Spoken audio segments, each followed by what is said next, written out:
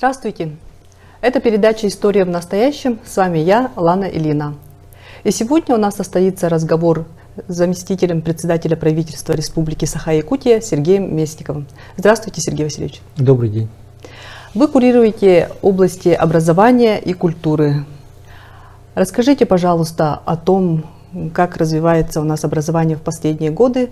Построено большое количество школ и детских садов, вводятся новые меры поддержки педагогов и так далее. Какие изменения у нас есть за последние 5 лет? Большой объем работы отводится к вопросам создания инфраструктуры в сфере образования. И ежегодно по поручению главы республики Александра Сергеевича Николаева мы вводим более 10 школ в эксплуатацию, более 10 детских садов, для того, чтобы, во-первых, в городе Якутске исключить двухсменное образование. Это для того, чтобы в наших сельских населенных пунктах в большей степени исключить такое понятие, как ветхие аварийные школы. Последние годы, благодаря реализации национального проекта образования, мы получаем достаточно большой объем средств на строительство школ именно из федерального бюджета. К примеру, если 4 года назад на национальный проект образования мы получали из федерального бюджета 1 миллиард рублей, то уже по итогу прошлого года и в текущем 2023 году мы с федерального бюджета получаем уже более 6 миллиардов рублей. И эти средства идут на строительство школ, эти средства идут на обеспечение спортивным инвентарем спортивных залов, на ремонт спортивных залов, на оснащение классов компьютером и техникой, на ремонт учебных корпусов и так далее, и так далее. Поэтому создание инфраструктуры для развития сферы образования – это необходимый элемент нашей государственной политики. Кроме того, как вы знаете, по поручению президента страны Владимира Владимировича Путина с прошлого года запустила проект так называемая модернизация школьной системы образования. То есть это по-простому капремонт школ. Только в прошлом году мы получили из федерального бюджета 2,5 миллиарда рублей на капитальный ремонт 37 школ республики. По объему средств, которые мы получили из федерального бюджета, из всех регионов Российской Федерации мы занимаем 7-е место. То есть это достаточно большая работа была проведена с нашей стороны. Это и составление сметы, это экспертиза и защита на федеральном уровне. И в текущем году эта программа продолжается. Мы, если в прошлом году 37 школ отремонтировали, то в текущем году мы завершаем, практически завершили 57 школ капитальный ремонт. И тоже более 2,5 миллиардов рублей привлекли из федерального бюджета. И эта программа продолжится и в следующем году. Мы уже заявили в федеральное министерство наши заявки и ожидаем скорейшего решения и получения средств уже для того, чтобы в следующем году провести капитальный ремонт. А что касается обеспечения учебного процесса, наша задача, конечно же, это качество образования. Если мы создаем школы, если мы создаем новые учебные места, если мы обеспечиваем классы новым компьютером и техникой, оборудованием и так далее, то мы, соответственно, требуем от школ улучшения качества образования. Это и высокие баллы по итогам единых госэкзаменов, это и участие и призовые места в олимпиадах, в соревнованиях и так далее, и так далее. Здесь, конечно, задача достаточно серьезная и большая. Есть школы, которые очень хорошие результаты показывают, но тем не менее есть школы, у которых результаты пока, к сожалению, не растут.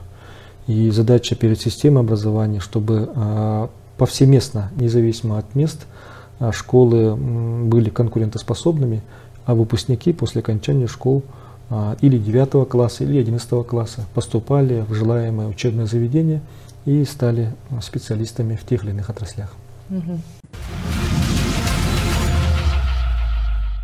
А как проводится работа с педагогическими кадрами? В последние годы мы запустили программы по наиболее частому обучению и по проведению курсов повышения в квалификации. Кроме того, тем учителям, которые обеспечили высокие баллы на ЕГЭ, выплачиваются премии главы. Кроме того, набрали пул такой молодых учителей, педагогов, которых мы сейчас целенаправленно по определенной программе обучаем. и в течение определенного времени они будут проходить стажировки, курсы, и, соответственно, потом они должны обеспечить качество образования на местах. Кроме того, школьная система, это же не всегда это математика, это не всегда это, предметы, там, биология, физика, русский язык там, и так далее, но это и здоровье наших детей. Здесь очень важна работа в двух направлениях. Это, во-первых, школьное питание, и, во-вторых, школьная физкультура и спорт. Что касается школьного питания, то, как вы знаете, по решению президента страны обеспечивается бесплатным питанием с прошлого года абсолютно все ученики младшего класса. И уже с этого года все школьники должны быть обеспечены школьным питанием. В области культуры мы также наблюдаем большое развитие. Этому вопросу развития нашей культуры придает большое значение наша общественность. Жители нашей республики. Они прежде всего являются активными участниками и двигателями этой политики. Сохранение и развитие культуры многонационального народа является высшей ценностью для нас.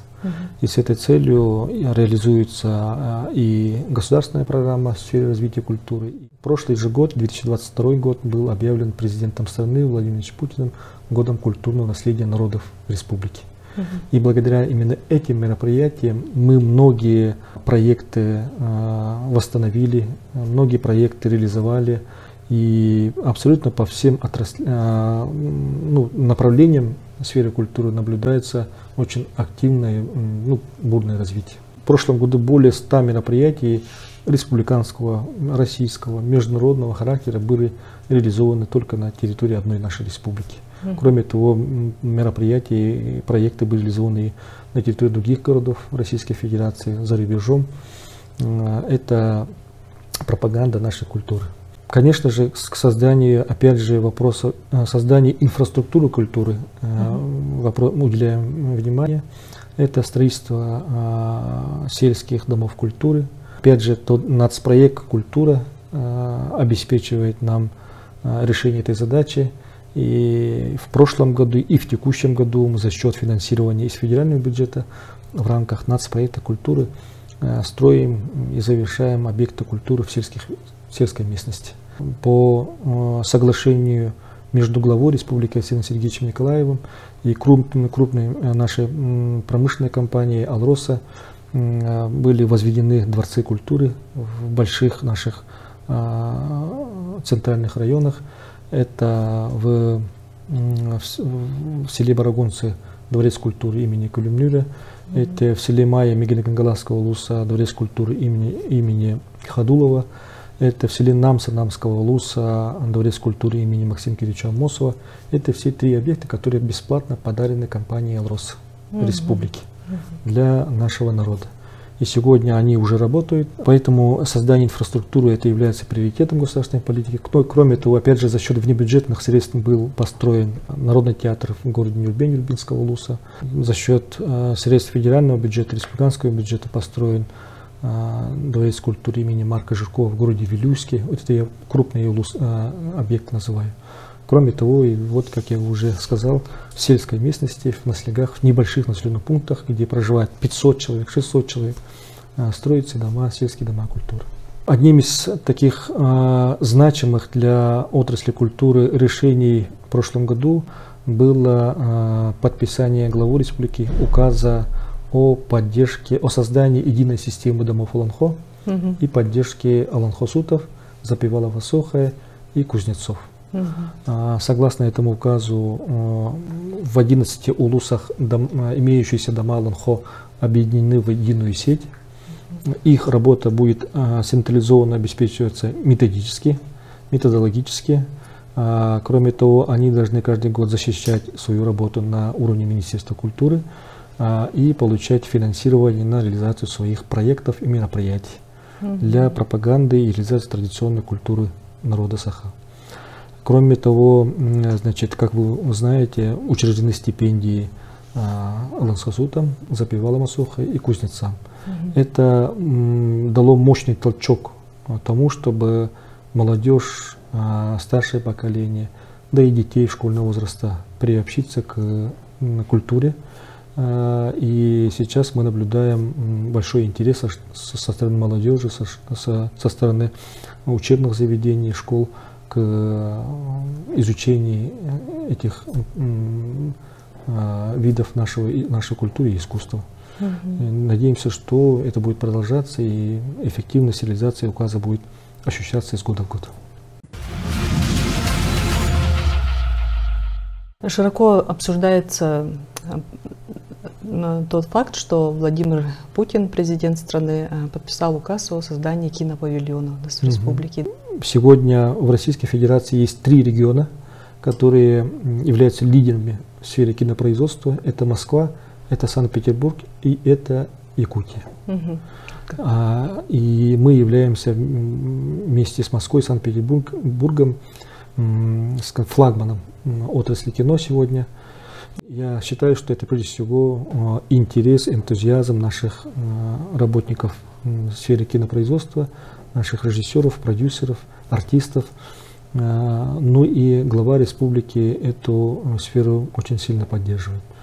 По поручению главы мы проводим конкурс на распределение субсидий на поддержку кинопроизводства. Уже более 90 миллионов рублей было распределено среди кинопроизводителей. И они за счет этих средств, в том числе и за счет других средств, создают кинокартины. Более 15 кинокартин у нас в год выходит, каждый год.